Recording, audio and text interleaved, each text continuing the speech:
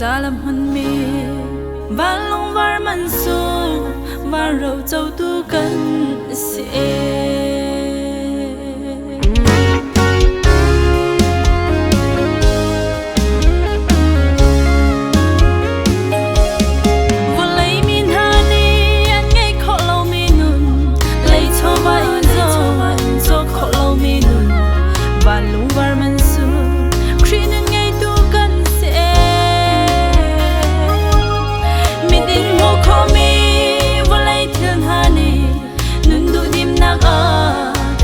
khâu thấy lâu dùng ra làm hôn mê và lòng var man su và râu dâu tu cần sẽ Hallelujah Hallelujah Giêsu Christ lâu dun xiang phát sáng đang ăn lâu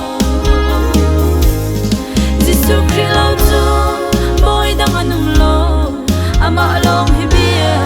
lạc boy chu asi ama long thật lạc bôi asi cần ngân nang rama valay thiêu nang in Giêsu Christ long bôi chẳng se valay thi nang ni atay kho lâu mi nun zot pha nang zong ni atay kho lâu mi nun van lung var man su Christ nun ngay tu kan se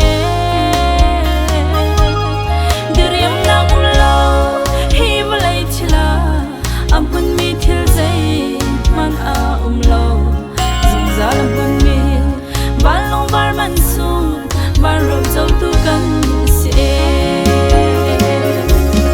Hallelujah Hallelujah Giêsu Christ lâu dun xiang phát sáng đang ăn lo Giêsu Christ lâu dun boy đang ăn lo ama long hi bia lạc boy chu asi ama long hi thang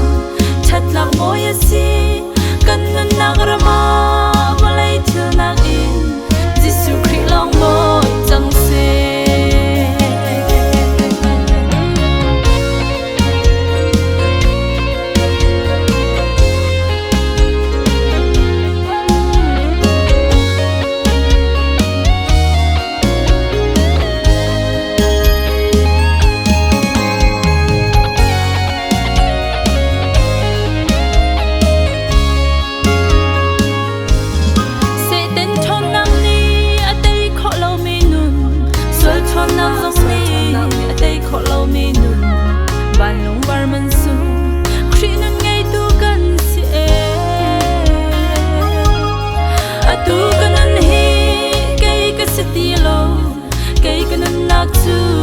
Giêsu Christ asi dùng ra làm hôn mê van long var man su van râu dâu tu cần sẽ Hallelujah Hallelujah Giêsu Christ lâu dun xiang phát sáng đang ăn lo Giêsu Christ lâu dun boy đang ăn lo ama long hi bia lạc boy chu asi ama long hi thang chat lạc boy asi